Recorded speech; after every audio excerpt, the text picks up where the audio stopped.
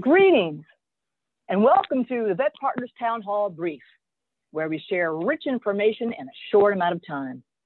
Now, before we get started, I have a few housekeeping items to share. First of all, thank you to all of our sponsors. We are so grateful and appreciative for all of your support. We can't do it without you. Next, all lines will be muted so we may focus on our presenter of the day. So please stay on mute until the end of the presentation. We'll open up for questions. If you have questions along the way, please put the questions in the chat box and we will address those questions after the presentation. All right, well, that's about it. And I have a little bit of information to share about our topic and our presenter for the day.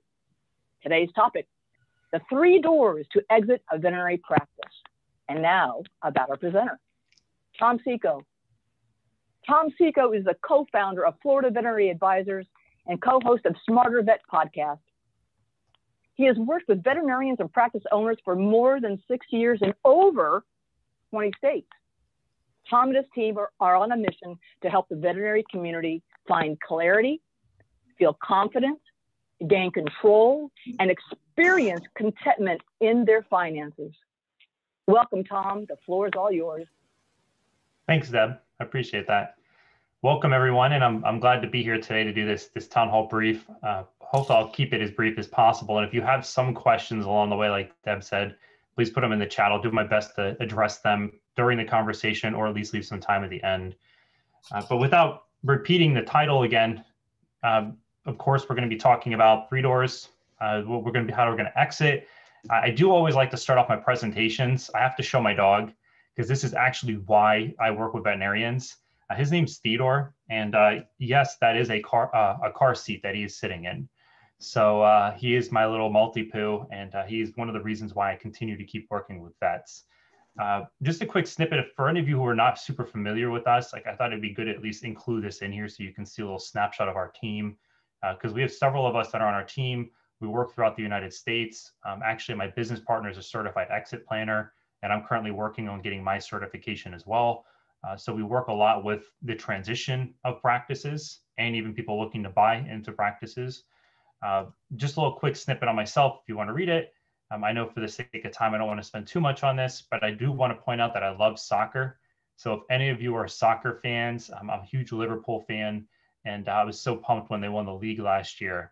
I'm hoping that they can do it again this year, but we don't know. We'll see. And then my business partner, just so you can see who he is, he's the other counterpart to everything. So me being a co-founder, we've been working together since the starting of Florida Veterinary Advisors. And we're really trying to make that impact of providing more clarity, control, confidence, and contentment for veterinarians. And we're like the yin and yang. We're very comparable to each other from our thought processes, but we have 2 different personalities. So we work very well together on how we do things. With the conversation, so what I was going to jump in today, before actually getting into the 3 doors here, because I think it's important to have a little bit more context to things, is that there's actually, from a planning perspective, if I'm trying to go through 3 doors, we have to actually make sure that we're planning things appropriately. And there's 3 circles when it comes to planning being a practice owner. The first one is understanding what my personal retirement income goals are. So when I want to sell it, if I'm looking to sell it through one of these doors, how does it align with what my lifestyle and my plan is as I get out of this business, which so many practice owners we talk to do not have a solid retirement plan set up. And we actually want to make sure every decision they're making in their business is coordinated with their personal finances. Then at the same time, practice continuity.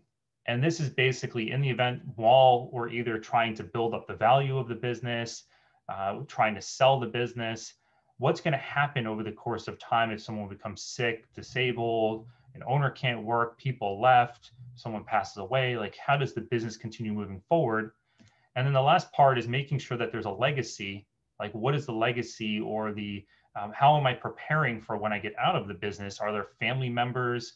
Are there people that I want to make sure if I'm no longer here, what is that going to look like for my plan? And in most instances, as you can see, all 3 of these circles, I intentionally put it this way, a lot of times they do not align. Sometimes one circle might align with another one, but there's a lot of different areas that tend to be overlooked or sort of just kind of checked off and moved on. And then most of the time what happens is that there is really no solid exit plan or a strategy of how I'm going to do this. And what we find a lot of times with practice owners is they get to a certain part in their career and then they're just like, I'm burnt out, I'm tired, and I want to get out. So the biggest part about planning is making sure focusing on these different circles. I'm going to jump more into the planning options that we have from the 3 different doors. The first one we talk about, I don't know how common this one is, or if you have different terminology for it, but we call it insiders. So the first door, so if you have an associate doctor, a key employee, if it was a practice manager or someone else, I know certain states allow for some people to own practices that are not veterinarians. So the state of Florida does, maybe there's a family member, a co-owner, but there's a few different things that come into play with selling to an insider that a lot of times people have troubles with.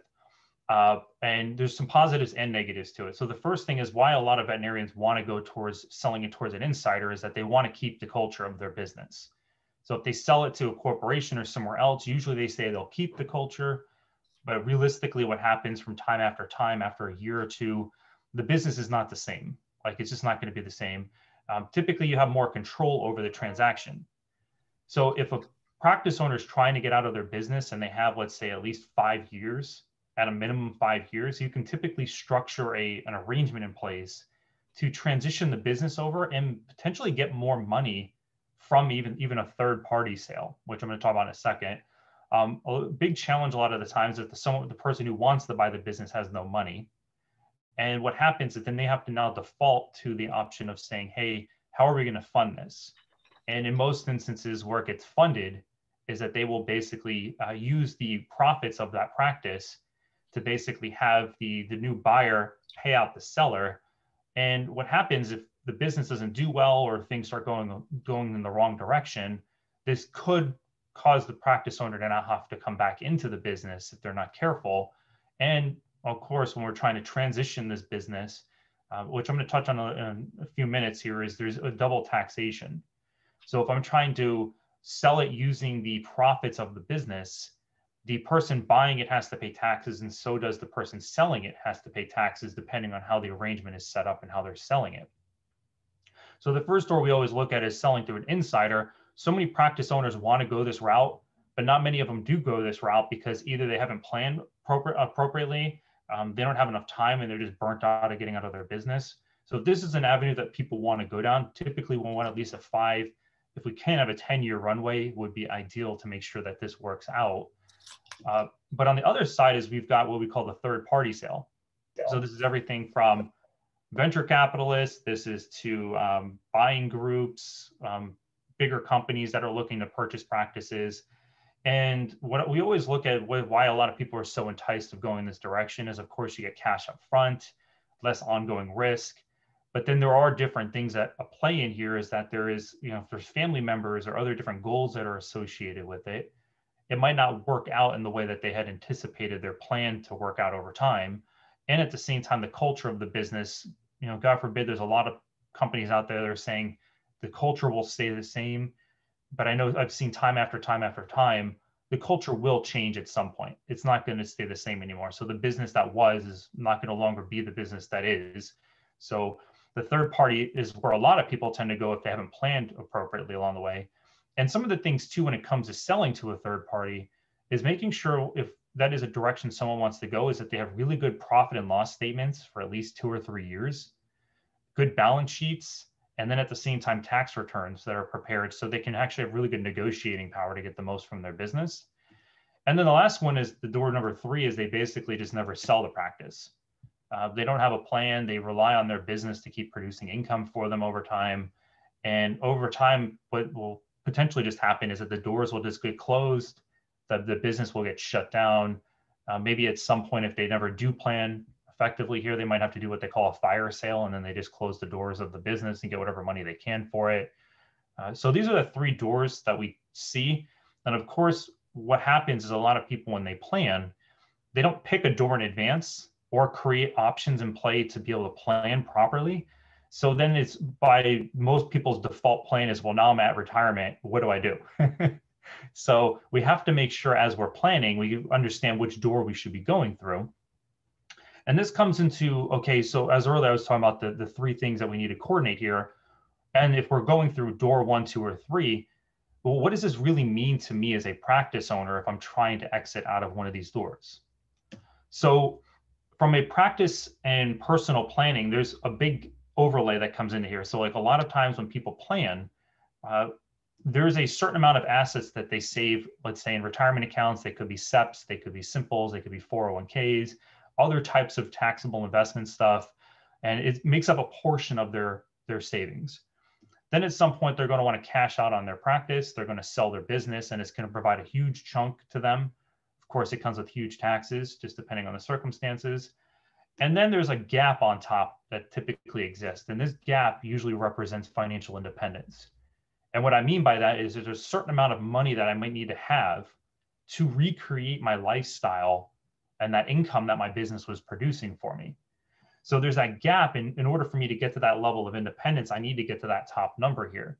And I would say maybe 9 out of 10 practices, maybe even, it could be even more, let's say 19 out of 20 practices we talk to really don't have a cohesive plan to how they're going to transition out of their business into retirement and keep their lifestyle.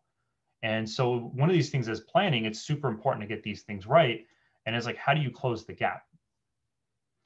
So I know I'm talking through some of these things kind of quick. So if there are more questions as well towards the end or offline conversations, please just reach out to me. I'd be happy to chat more about it. However, so like the 3 things we talked about earlier, personal retirement income, we talked about continuity and also legacy. But then at the same time, which door does that practice owner want to go through? Are they want to go through selling it to an insider? They don't want to sell to a third party, or do they just want to keep the practice? And then how does that unfold into their plan as they're going out to now want to retire at some point? So when we look at planning, there's actually 4 key areas that we look at. The first one is we look at the owner exit, like which way do I want to go? Like if I want to get out of the practice, which direction do I want to choose? The second one is making sure that we're protecting against certain threats. So it could be things from lawsuits, people becoming sick or injured, passing away, having a valuation done on the business to be able to understand what we're working with. If someone's trying to sell their business right now, they might want to have more of a formal valuation. But if they're just trying to create things like buy sells or retention stay bonuses or different types of arrangement that they're wanting to create, they might not need a super formal valuation. But protecting it is super important. And then the third part here is how are they balancing using money towards the growth of the business and at the same time of being able to build up their personal plan. And then the last part is how are they attracting great employees and keeping their people?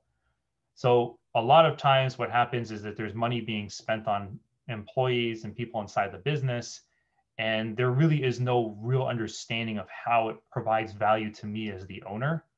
And it's just something that people are asking for. And a lot of veterinarians are very empathetic and they want to do good for their staff. However, making sure that all of these things are aligned in an appropriate way is super important as I'm trying to exit out of my business. So with this being said, to dive down into these a little bit, there's a lot of decisions that need to be made here. And a lot of times where we see people when we talk to them, and this is where we get miscategorized from a planning perspective, is that people look at us being a financial advisor. We actually do more of like exit planning and business planning type stuff. And most of the time, practice owners are going to be sitting in the center here. And there's all of these different decisions that they're going to have to make. What is the value of my practice? Should I have 401ks? Do I need to buy, sell? Should I get bonuses? Should I buy new equipment? So on and so on. And at some point or another, each veterinary practice owner is going to have an advisor either helping them in each one of these categories, or there's going to be one person helping them with several categories at once. But then how are they coordinating all of these during the time period as they plan? And in most instances, they're not coordinating them. Just to be out there in front, like the coordination of them tends to be, this sounded like a good idea. I should have done it at this point. Then they do it.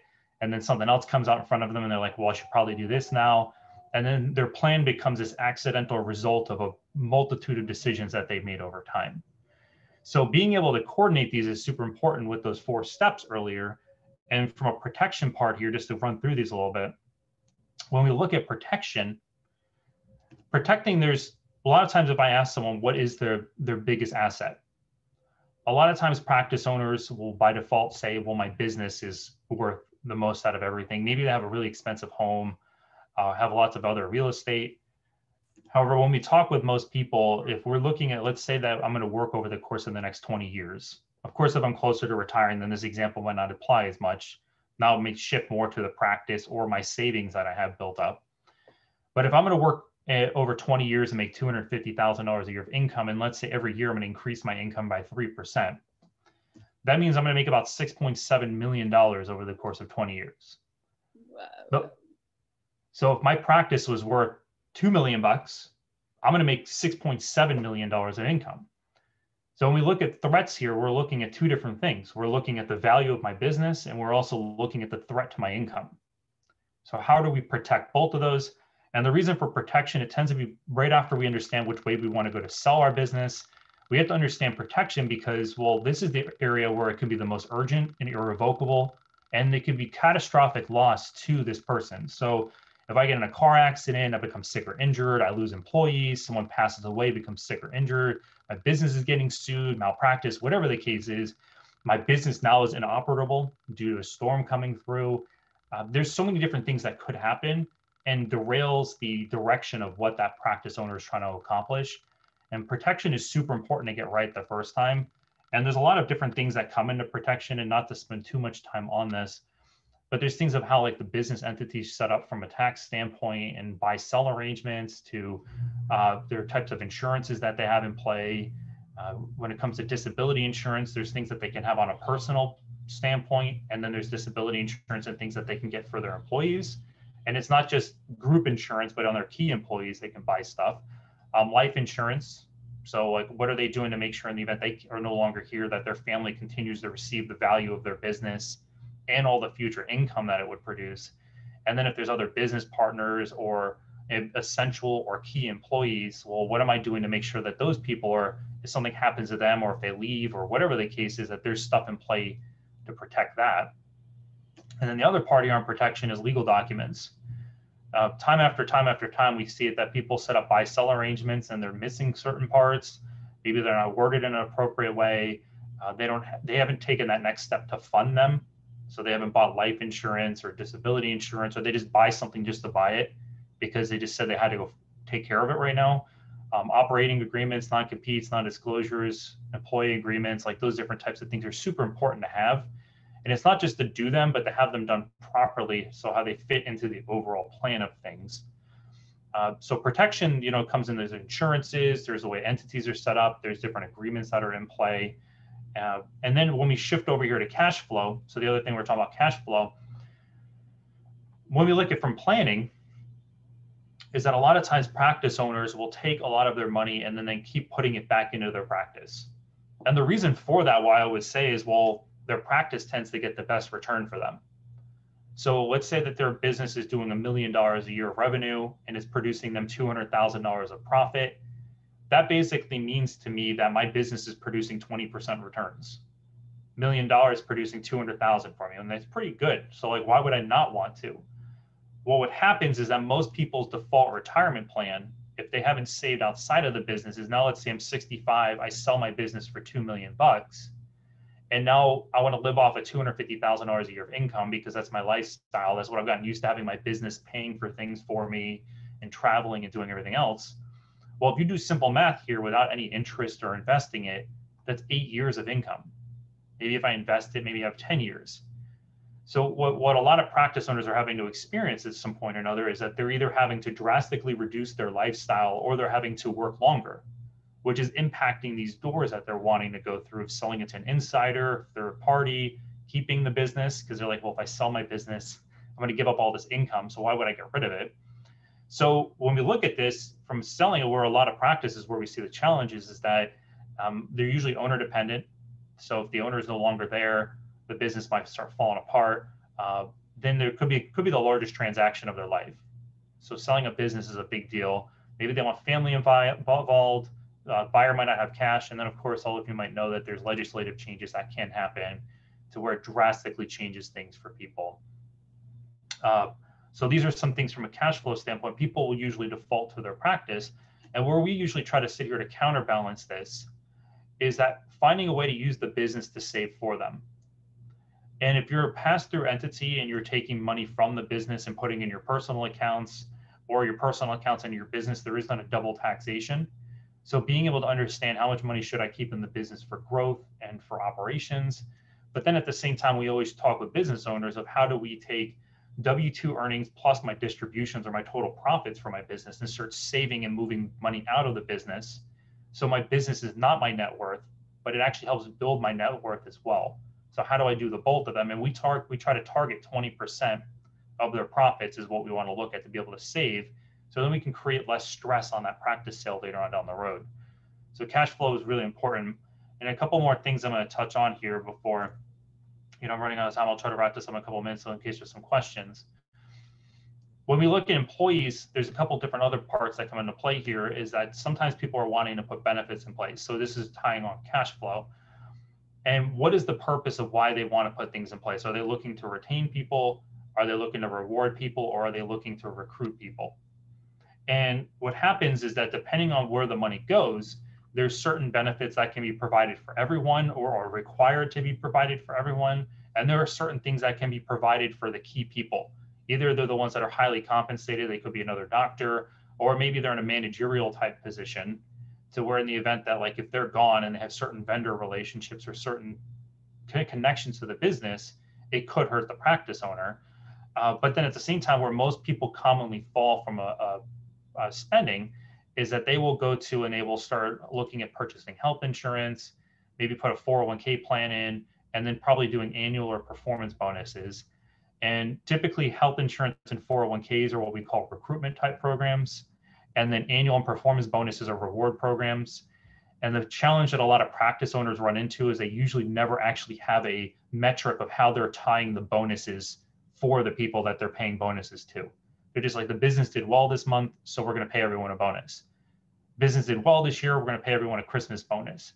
So it might not be a good route to go if people are not planning or preparing it properly of how it should fit together from how am I enhancing the value of my business, aligning it with my plan and everything else. And just to run through a couple of these real quick. So if I'm looking to do a retention program, there's 4 different criteria that we look at. So a lot of people aren't super familiar with what retention programs are. But a retention program, one, we look at providing some kind of a substantial value for these people. So if there's like a veterinarian that's involved, or let's say there's a practice manager, at some point in the future, we're going to provide them some kind of a benefit that could be deferred, or it's going to be sitting there at some point in the future that we're going to pay them. When it comes to retention bonus, we want it to be completely deferred. So basically, this person has to work in the practice for an extended period of time, 7 or 10 years before they qualify to receive that amount of money. Third part is if the person leaves early, the practice owner can recover all of the money that they were putting aside for that person. And then the fourth thing is it has to solve some kind of an emotional problem for that person. So when we were talking earlier about doing an insider sale, there is a possibility to be able to structure a plan like this too, to where maybe that person is motivated to want to buy the practice or buy into the practice. And depending on them staying around for a while, or maybe they have kids they want to put through college, want their student loans paid off. These are some things that definitely making sure as we're building something out, it has to have a substantial value to it, has to be deferred, has to be able to recover any costs, and at the same time solve some kind of an emotional problem. So I always suggest that people shouldn't just go to their staff and start talking to them about this. They want to make sure they're working with someone to structure something properly. And just for the sake of time, I don't know if I'm going to be able to get through all of what I want to get through the rest of this.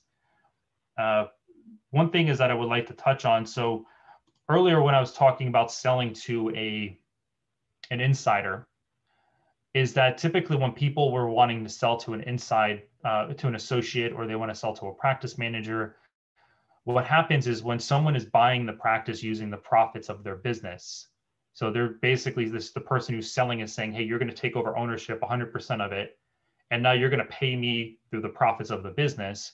What happens is that there's typically a double tax. The person who buys the business has to pay income tax on whatever the profits are from the business.